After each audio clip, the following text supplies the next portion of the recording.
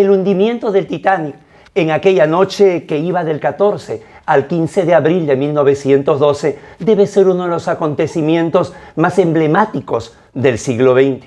Y dentro de las múltiples historias que se han dado sobre el hundimiento del que fue llamado en su momento insumergible, está lo de la orquesta del Titanic, o también la Wallace Harley Band, en honor a su director de 33 años. Es decir, se ha convertido en una leyenda que estos 8 músicos, apenas comienza el desarrollo de la tragedia, comiencen a tocar hasta el último momento.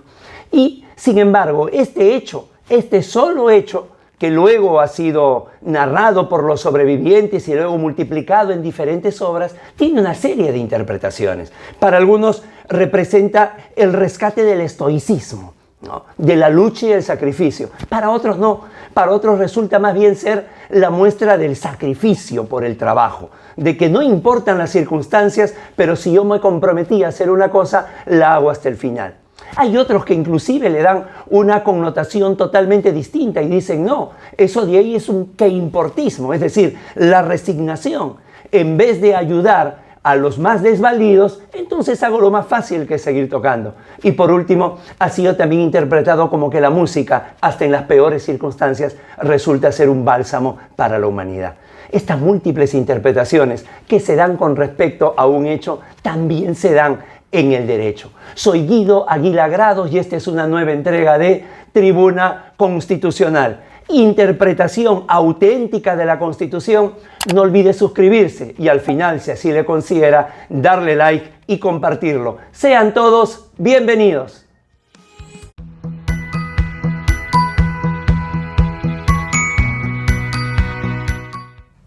La interpretación, el significado que se le puede dar primero a los hechos y después a las normas, ha sido lo que siempre ha generado múltiples debates en el ámbito del derecho.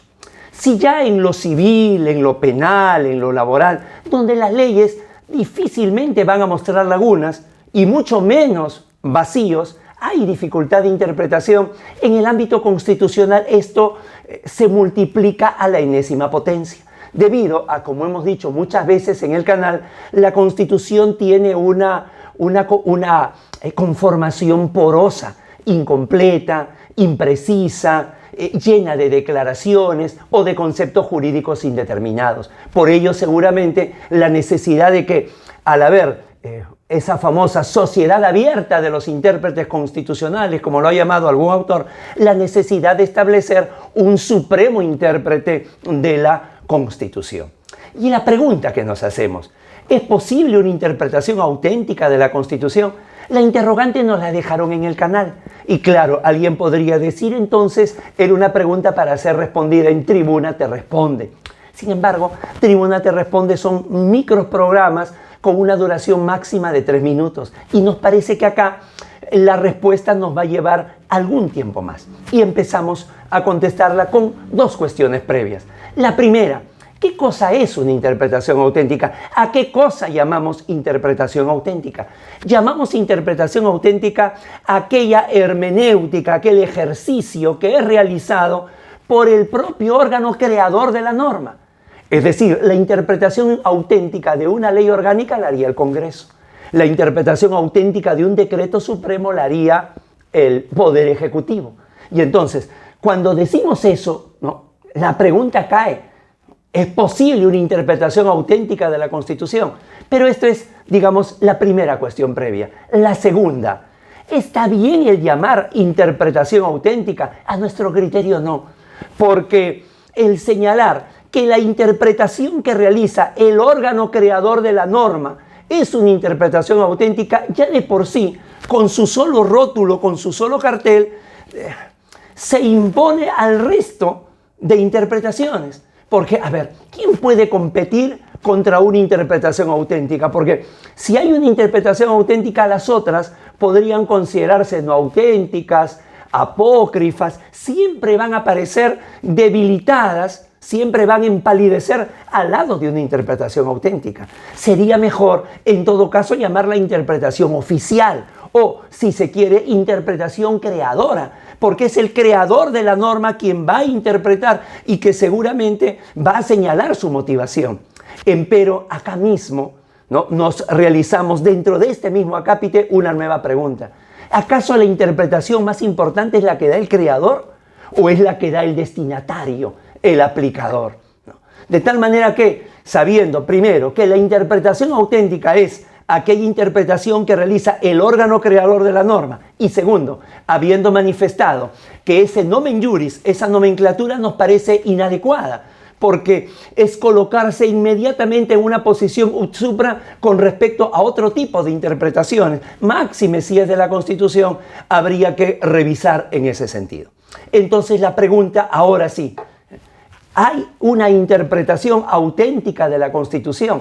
Si decimos que la interpretación auténtica es aquella que realiza el órgano creador de la norma, el creador de la Constitución es el poder constituyente, con una característica particular. Cuando nace la Constitución, muere el poder constituyente. Cuando la Constitución es promulgada, el poder constituyente desaparece. Al nacer la criatura, muere la madre. Por ello, posteriormente, no es posible que el poder constituyente realice una interpretación de la Constitución. Por ello, la Constitución no puede tener interpretación auténtica. Sin embargo, cuando nos dejan la pregunta, los suscriptores en el canal tienen una razón por la que la hacen. Muchas veces hemos escuchado, Guido, que se habla de interpretación auténtica. Es cierto, porque en algunos casos, como en el caso peruano, con respecto de la Constitución de 1993, el Congreso Constituyente Democrático, que se va a formar en el año de 1992 con 80 representantes, tenía una doble función. Era poder constituyente y era Congreso al mismo tiempo. Y cuando promulga la Constitución del 93, desapareció su labor como poder constituyente, pero siguió como Congreso, como poder constituido. Y entonces, como eran los mismos 80 que habían hecho la Constitución, alguien podría decir, oye, nosotros sí hacemos una interpretación auténtica. No, el razonamiento es equívoco, no va por las personas, va por la institución. Es más, ya del 95 al 2000, el Congreso, gran parte de ese Congreso, estaba formado por personas, por legisladores que también habían formado parte del poder constituyente que hizo la Constitución del 93, y surge el término interpretación auténtica. De ninguna manera. En resumen, la respuesta es no. No hay interpretación auténtica de la Constitución. La interpretación auténtica de la Constitución tendría que ser realizada por el poder constituyente. Un poder que es transitorio, un poder que es extraordinario, un poder que es omnímodo y que por esas mismas características no puede coexistir la criatura con su creador. Espero que esto pueda servirnos para esclarecer algunas dudas. Muchísimas gracias por su tiempo. Con su permiso.